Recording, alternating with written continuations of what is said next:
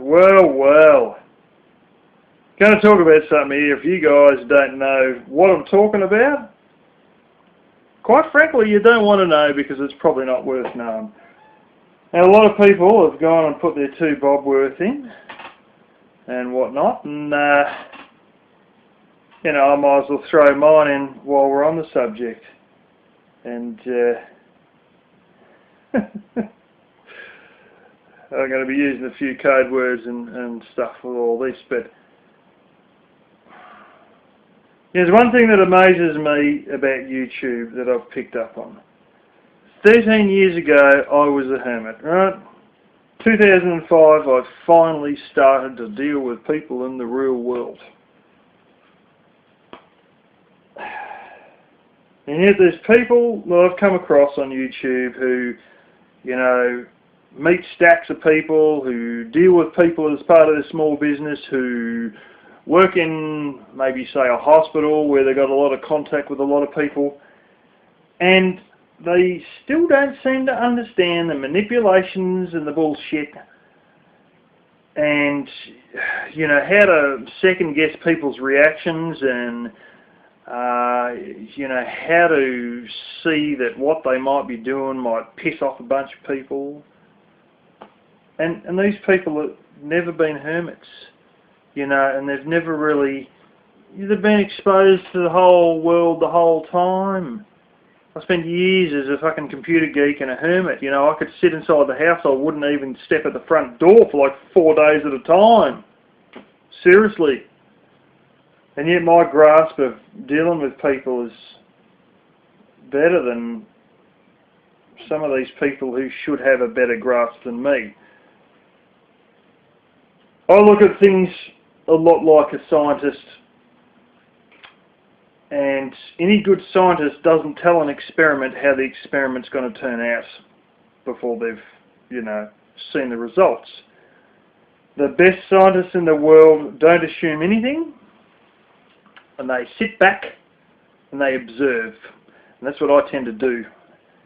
And, you know, over the years I've seen a few things, as some of us have, but then some of us haven't. So anyway, there's someone who we'll refer to as the XYZ girl, and they were, I remember them saying once on a hangout, they were determined to not be the standard broken down XYZ girl. They would hold themselves above that and not become the tragic broken down XYZ girl. Well, they got somebody else who's bringing them down to that level, and they are starting to look a little bit like a broken XYZ girl, because the fact of the matter is they decided that they might need to close their channel, because apparently every 12 seconds SpongeBob SquarePants is ringing them or something, and they can't handle the stress, and one of their household members can't handle the stress either, and blah blah blah blah. So it's got to be too much, you know. Well, you know, if you hang around with pigs you'll get covered in mud. Simple as that. That's one of the big things. The person they're dealing with, we will call the ISIS van dweller. I think that's the best explanation for that one.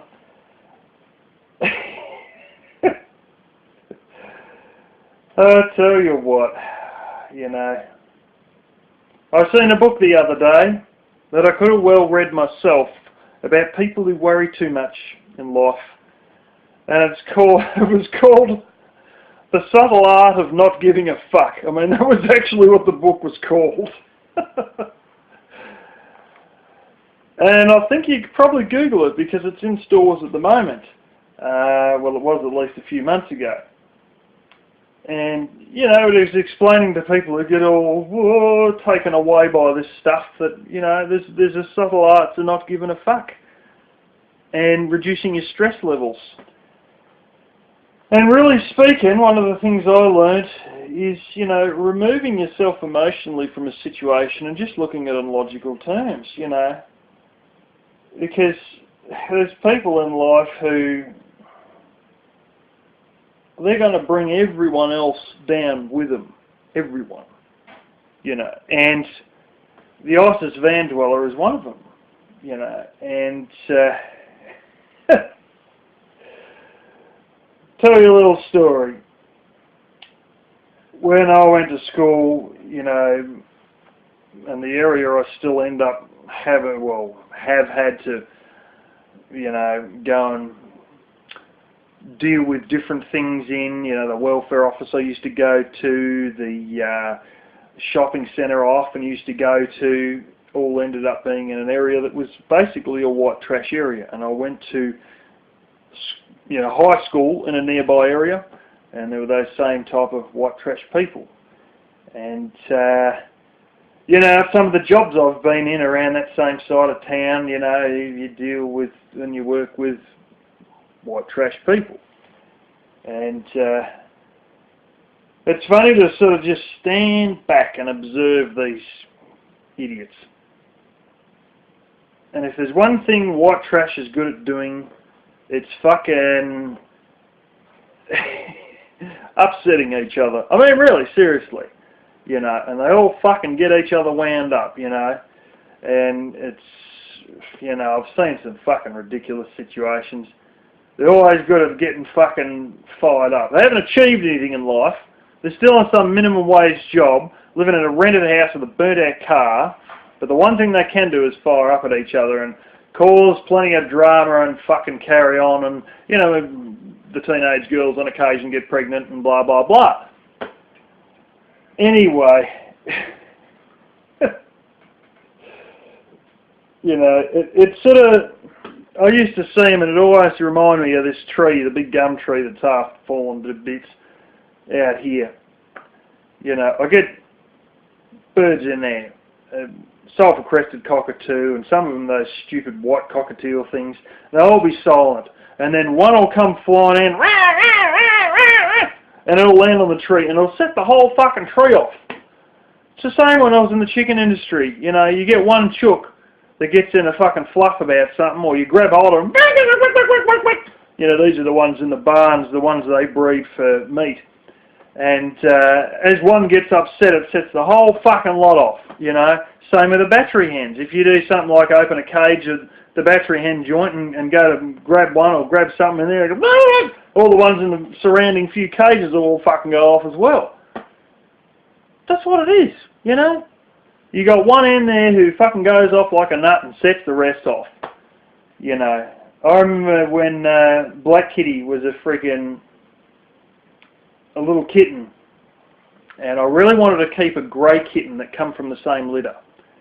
And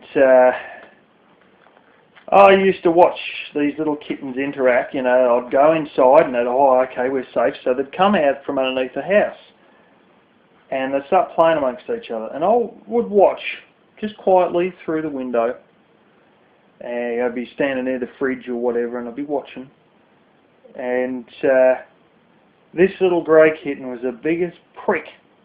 It would go and try and start fights with every other cat. Every other kitten would be playing around or minding its own business or just having fun playing with a little rock or a bit of grass bobbing up and down in the wind, and they'd be trying to pat it with their paw. And this thing would come up and try and claw them from behind it. Fuck them around.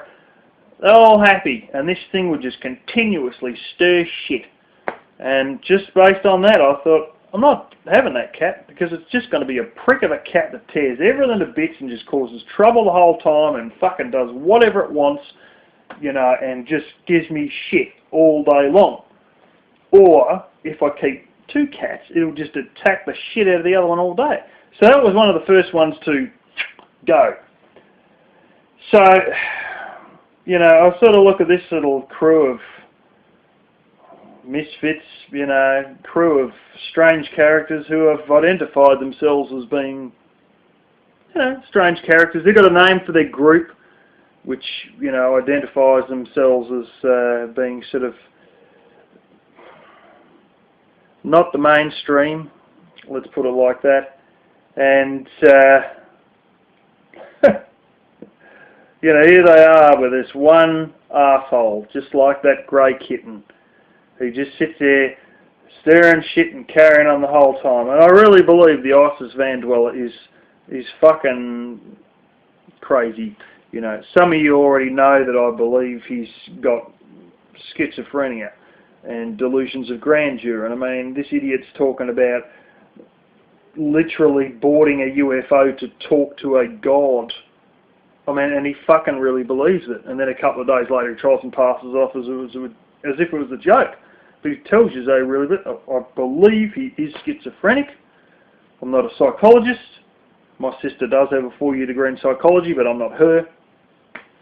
You know, and I also believe there's a bit of narcissism in there. But I'll tell you what, you know, it's at the level that if he was in this country, he'd be institutionalised. And if he was up in the northern parts of this country, they would have fed him to the crocodiles. And they may have poisoned one of the crocodiles, or the crocodile may have spat him out, but no matter. There's always a couple more in the fucking river, and he would have been fed to the crocodiles. And eaten by them eventually. You know, after the splash caused half the water to move out the river, well, at least then they can see where he is. Anyway, there's no way that he would be able to function in this society. But apparently there's an epidemic of narcissism in America, you know, and even in the society he is in the United States, he's got a lot of people that, you know, want to see him down, and some people probably want to see him equivalent to fed to the crocodiles. He is in Florida. They do have alligators. They're pretty tame compared to crocodiles, just from what I've seen. I mean, you know, you see people on TV putting a cream bun on their nose. You try that with a crocodile, you'd be dead within fucking 3 meters of the bars. I mean, they're fucking crazy crocodiles, you know.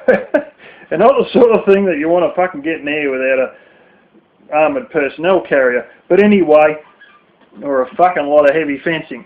But anyway, I sort of see it as, you know, a good example I see is one that happened, well, that involved the man who used to live in this house. Not me, the resident before that, my uncle. And as a 16-year-old boy, I got to witness what was, for all intensive purposes, a bankruptcy. This place was the last place that he managed to keep by the skin of his teeth by 3 days, and, you know, within an inch of its life valuation-wise, he managed to refinance this place. And this was the only bit he kept, but everything else, all the stuff he'd inherited, the stuff he'd bought, you know, he'd inherited a ton of stuff and then gone on like a 22-year spending spree, you know, and sometimes he's paying interest rates of 25%, and eventually the fucking ship sunk. And I was around to witness it all. And he desperately wanted to refinance, but he wanted to put up some of our other relatives' properties as collateral. I'm probably not going to say this, but I'll give you an idea of the perspective, alright? And, you know, the guy's dead, you know, inflation's changed, you know, it's years ago that this happened. It was 1998, I believe. Yeah, it was 1998. But, so it's 20 years ago. Yeah. The average wage back then was about $320 a week, just for your average job, average mediocre, all right enough job. His payments were $770 a week. Yeah. So anyway, then he wanted one of us to put up collateral. So he goes running to me dad because of this other property, blah blah. Will you do it? And he said, well, actually no. He even went to a relative who was like 83 years old and wanted him to put his house on the line, which, let's face it, with the way it was going, even if he had it only would have been another year and a half, you know. And this is the thing, he'd refinance, he'd be panicking like fuck every time he had to refinance, and then he did the next day, whew, that's over. Last thing in his mind, not worried about how he's going to pay it, not worried about fucking anything. We'll just completely forgotten about it. It was like it never even happened.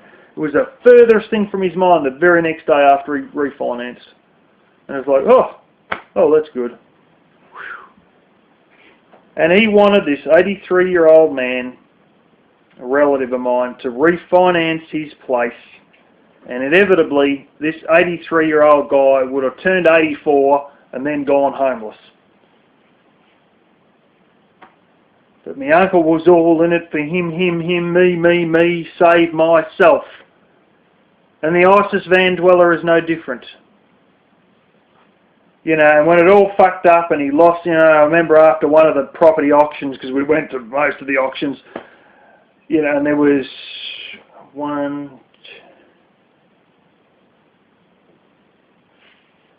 4 places that were auctioned. Yeah, 4 joints were auctioned, and this was number 5, and this was the only one that was kept. And they tried to fucking auction this, but they didn't have the legal rights to, so it fucking stalled and they cancelled the auction on the day.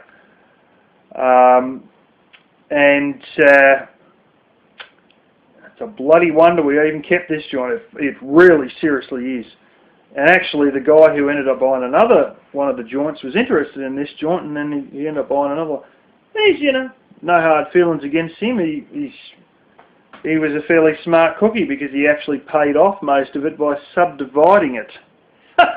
He cut off 5 acres for himself and then resold the rest of it and retired and paid the whole lot out because, you know, he had brains, this guy. He's a smart enough cookie, the guy who owns one of the places now. But anyway, the long and short of it all is that he was quite willing to sink the bloody lot of us. You know, and he was one of us all on board, and he was going to make the boat sink after we were all on board, and we were all going to sink with him. And the ISIS van dweller is no different. You know, and what does the XYZ girl owe the ISIS van dweller? Oh, I first come across him a couple of years ago on YouTube, blah, blah, blah. Yeah, but he's not family. All these white trash use this thing. Oh, but your family, you got to help us out, the family. And so that always there's that same fucking comeback, and they abuse the fuck out of it. Oh, you got to help me because I'm family. Oh. And they just drag down their family, you know. And you might have seen people with a child who's a drug addict, and they just drag the whole family down. They steal money off everyone. They borrow it. They just bring the whole family down the fucking drain with them. You know, and the other one I've seen is, you know, they abuse and slander and fuck over their friends, as this van dweller does, and then they sort of turn around and go, oh, I apologise, and every, you know, and they're supposed to all apologise, and then they have a couple of days lull, you know, and everybody's supposed to just forgive them and forget about it all, and all get on the same, you know, and all, you know, it's all forgotten. We're all friends again. And then the cycle of shit starts all over. And they start with the fucking borrowing money and the this and the that and the backstabbing and the slander, and it all builds up to a big shitstorm and no one talks to them. And then they all apologise and everything goes quiet for a week or two. And then the cycle starts again. If you continue in a cycle like that, you're fucking stupid. There's no other way of putting it. You're just fucking dumb. And I see these white trash hang around with the same friends. You know, and they're like 45 years old, and they're the same idiots they met when they were 15. And they've fucking abused each other and used each other and fucked each other over and stole from each other and still hanging around with them. They've been hanging around with these idiots for 30 years. And guess what? The whole lot of them have got nowhere. Because they're losers. And they keep hanging around with the same idiots that bring them down. You can't fly like an eagle when you're surrounded by turkeys. And they never fucking learned it. They never knew it. They probably did, but their memory is about as short as the, you know, their memory doesn't last any more than a fucking week or two, you know, and they just go on the merry-go-round again because they're fucking stupid, you know, and I'll see it with this guy, you know. We've recently seen an apology from the ISIS vendor. It's just going to repeat again. And who cares if you saw this guy on YouTube and you pledged this and that? You know, there's 2 people. One who was a fantastic guy. You know, he really was a gem of a guy. Small business owner. Some of you know who I'm talking about. You know, and he made the mistake of not being able to see the forest for the trees, or whatever the fuck the saying is. And, you know, I don't want to see the guy starve, and he gave him money, you know, and he burnt himself with so many people giving this guy money. The guy's like very close in age to me, and he's about 4 times the size. Oh, I don't want to see him starve. Trust me, he's not going to starve. In fact, a bit of starvation would do him good. And this XYZ girl, oh, I can't see, you know, the ISIS van dweller go hungry. Doesn't matter. He was using someone else's fucking food stamp card the other day. You've got soup kitchens, you've got fucking food stamps. Oh, I can't see him starve. Fucking hell. He's not going to starve. It's America, not fucking Ethiopia. You know? And the fact of the matter is he probably needs to starve to lose some fucking weight. Because he's about 4 times the size of me. Most people think he's 10 years older than me, and he's damn very close to my age. But this is the thing, you know? How long's this shit going to go on? This shit will go on as long as they keep playing his little game. You know, and I've had a couple of people who I was friends with in the past, you know, and they were users and abusers, and I cut them out and flicked them away like a piece of cancer, and I don't want to see them again. And I saw a relative of one of them turn up here a couple of months ago, and he turned up at the front door, and I told him, get the fuck out of here. And I just said it straight to his face, get the fuck out of here. You know, and he's, oh, well, how can... And I said, you know, you're a manipulative arsehole. Out. You know, and it's as simple as that. And I'll tell you what, I'll see the cunt again, and he'll have the biggest adrenaline rush he's ever had in his fucking life. And if he starts fucking, I think he's watching these videos too, and if he starts fucking dribbling shit in the comments or on the internet, he'll be leaving the fucking country. Because there's one thing that you do with arseholes, and it's cut them out of your life and flick them away like a fucking piece of cancer, because essentially most of them are a piece of cancer. They're emotional cancer, they're social cancer, and the only cure is to cut all contact with them and fuck them off. It's like narcissists. And let's face it, this guy probably is one. And that's the way you deal with them, you know? You just get rid of them. And they'll string you out and emotionally abuse the fuck out of you for years unless you just cut and run. This is not, don't be like a gambler who's trying to chase their losses on the fucking poker machine. Because guess what? They never win their losses back. Ever. And with this guy, what's he done for you? Oh, money, oh, money, oh, money. He doesn't even respect you. The only thing he respects is people who have given him money recently. And by recently, it means like within the last month, you know. Let's face it.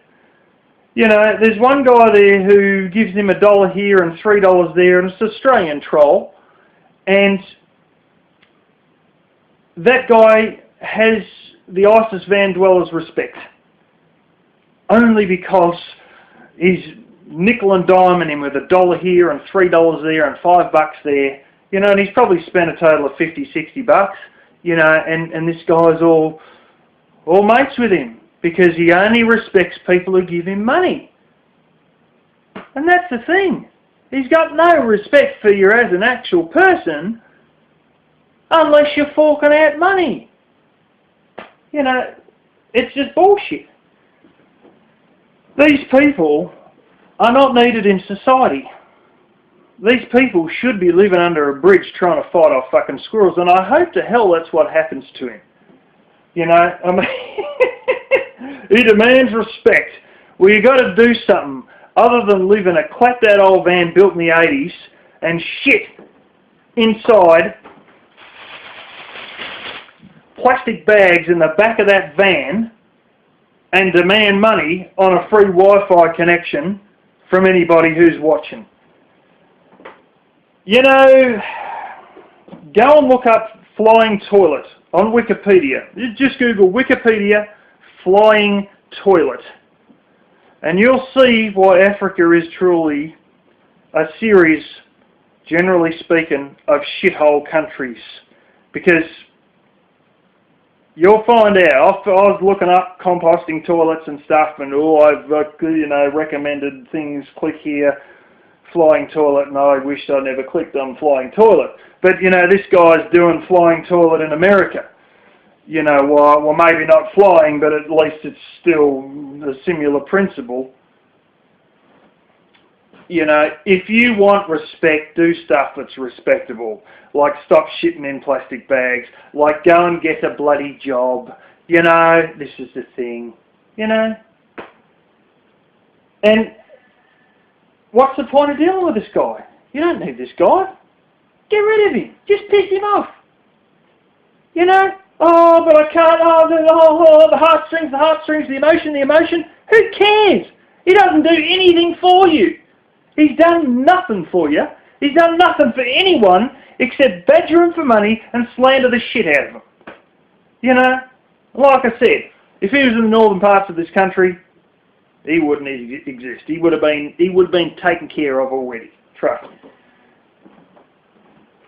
So the long and short of it all is, the only way you can stop the circus is to exit the circus. You know? So just cut and run and just don't deal with him. You know, because he's got to learn some hard lessons. There's one or two things that are going to happen. Either he's got to be institutionalised, or he's going to have to live under a bridge for a while and live and learn a few lessons the hard way.